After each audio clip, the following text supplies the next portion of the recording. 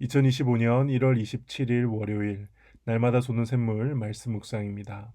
오늘은 하나님의 전신갑주를 입고 악한 영과 싸우라 라는 말씀의 제목으로 에베소서 6장 10절에서 17절 말씀 함께 묵상해 보겠습니다. 끝으로 너희가 주 안에서와 그의 힘의 능력으로 강건하여지고 마귀의 관계를 능히 대적하기 위하여 하나님의 전신갑주를 입으라. 우리의 씨름은 혈과 육을 상대하는 것이 아니요 통치자들과 권세들과 이 어둠의 세상 주관자들과 하늘에 있는 악의 영들을 상대함이라. 그러므로 하나님의 전신갑주를 취하라.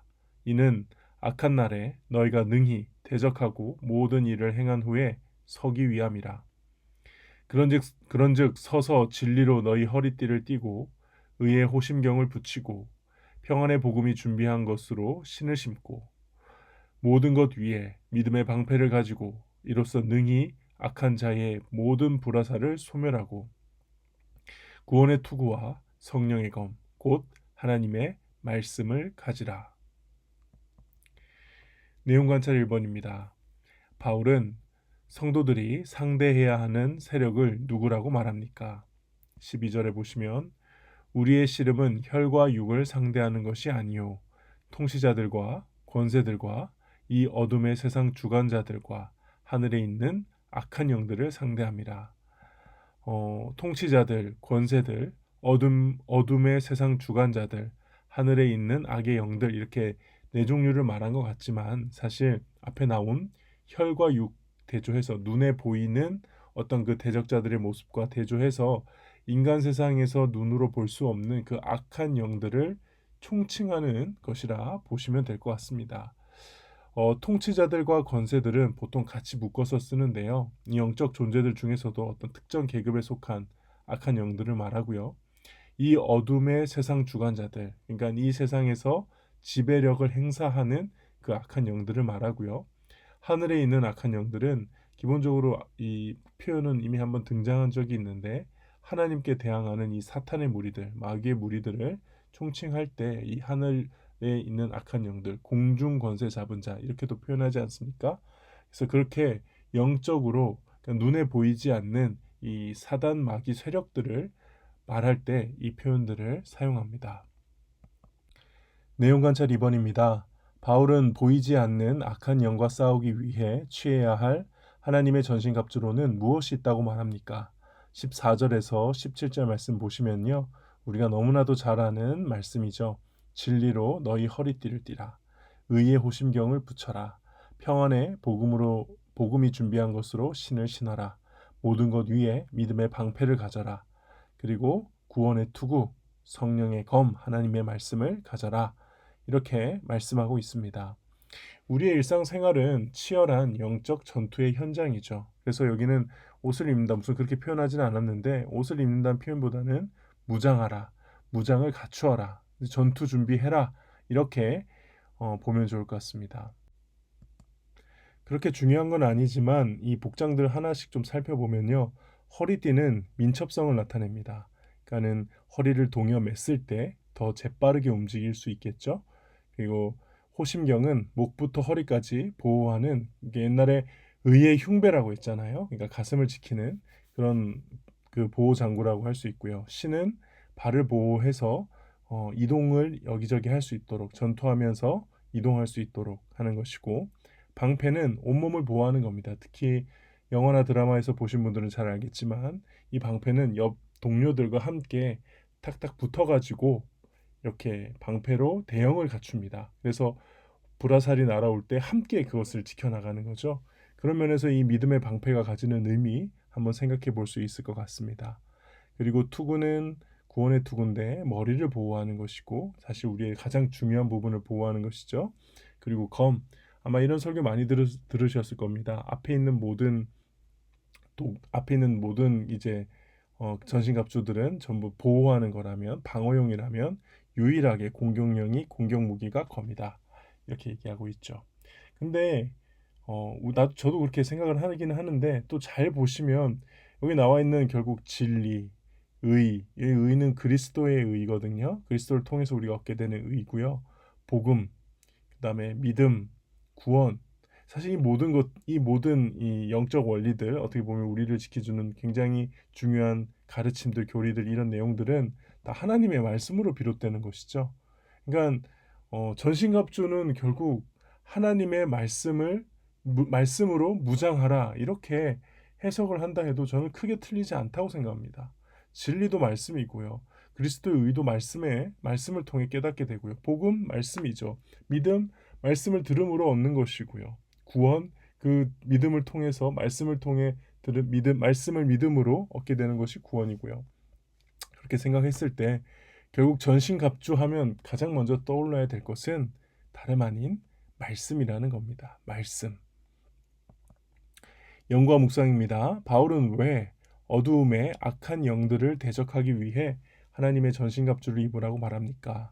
이것은 13절에 나와 있습니다. 악한 날에 너희가 능히 대적하고 모든 일을 행한 후에 서기 위함이라.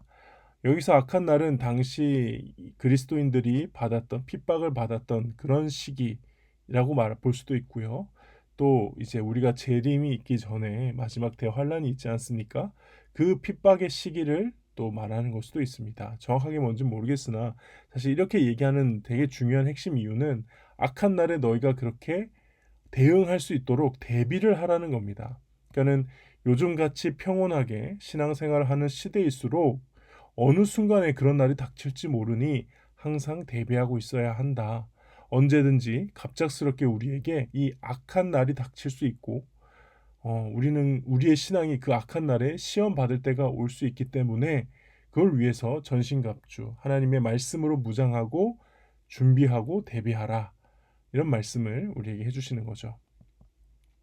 느낀 점입니다. 성도들을 교묘하게 시험하는 보이지 않는 악한 영에게 맞서 하나님의 전신갑주를 입으라는 말씀에서 무엇을 느낍니까? 지금은 그 어느 때보다도 우리들의 마음 속에서 일어나는 이 영적인 전투를 치열하게 해야 되는 그런 시대인 것 같습니다. 특히나 우리의 마음을 뒤흔들고 참 누군가에 대한 증오와 미움으로 가득 차게 만드는 이 분열의 영이 어느 때보다도 교회 안에 가득한 것 같아요. 이런 상황 속에서 우리가 어떻게 성령께서 내 안에 열매를 맺으실 수 있겠습니까?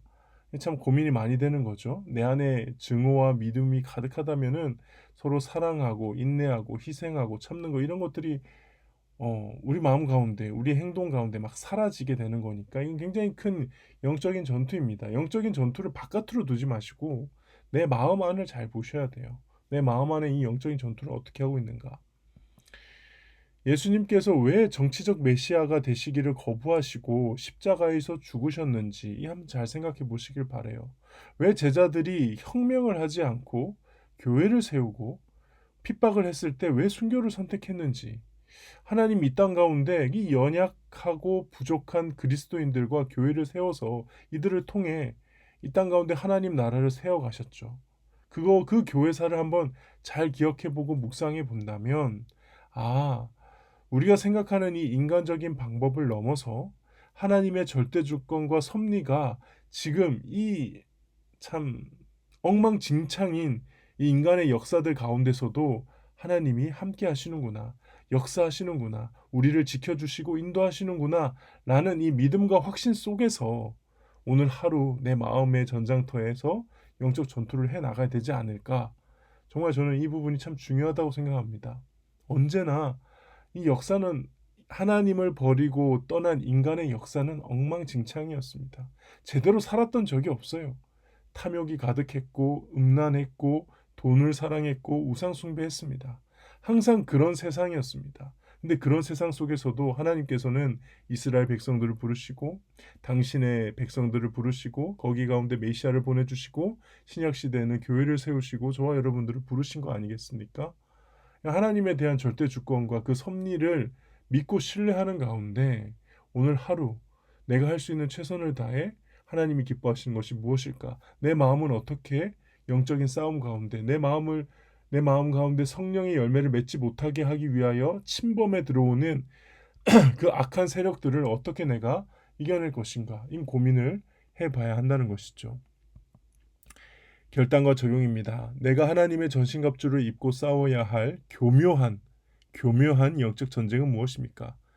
마음의 전투입니다. 내 마음에 가득해야 할 이 성령의 열매, 사랑과 희락과 화평과 오래 참음과 자비와 양선과 충성과 온유와 절제, 이게 내 안에 가득해야 되는데 이거를 밀어내고 막 증오와 미움이 들어오면은 이 열매가 있을 자리가 없어지죠. 이건 정말 치열한 마음의 전투 현장입니다. 정말 이 교묘한 영적 전쟁에 이겨야 될 줄 믿습니다. 하나님의 전신갑주 중 현재 내게 부족한 것을 보완하기 위해 무엇을 실천하겠습니까? 언제나 말씀이 부족한 것 같아요. 말씀은 배우면 배울수록 내가 그동안 얼마나 교만하고 아는 척 함부로 했었는지 참 부끄럽게 합니다.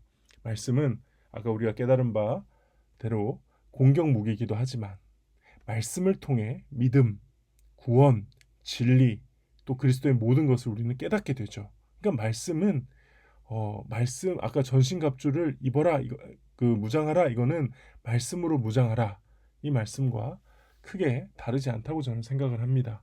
결국 오늘 하루 더 내일 하루 더 그리고 우리는 매일매일 같이 말씀에 더 전념을 해야 하지 않을까 그렇게 생각합니다. 기도하겠습니다.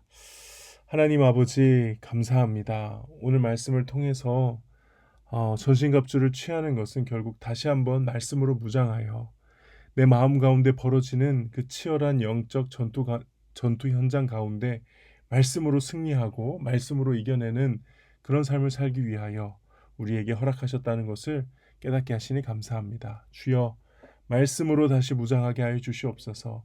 말씀으로 채우게 하여 주시옵소서. 그리하여 내 안에 진정으로 성령의 열매들이 가득한 삶을 살 수 있도록 하나님 함께하여 주시옵소서. 예수님의 이름으로 기도하옵나이다. 아멘.